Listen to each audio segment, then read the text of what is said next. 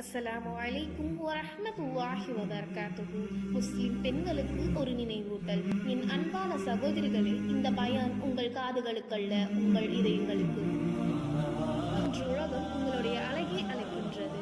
ஆனால் அல்லாஹ் உங்களுடைய ஹயா, உங்களுடைய ஈமான், உங்களுடைய நட்கூலியை அழைக்கின்றான்.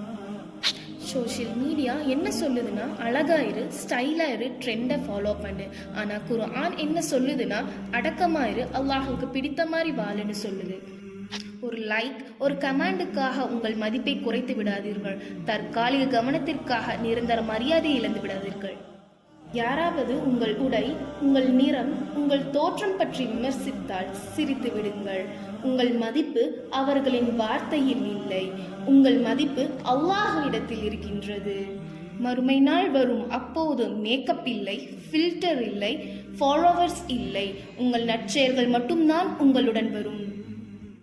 அதனால் ஒவ்வொரு முடிவையும் எடுக்கும்போது உங்களையே கேளுங்கள், இது அல்லாஹ்வுக்கு பிடிக்குமா? சகோதரிகளே, வலிமையாக இருங்கள், அடக்கமாக இருங்கள், அல்லாஹ்வுக்கு பிடித்தமானவர்களாக இருங்கள். இன்ஷா அல்லாஹ்.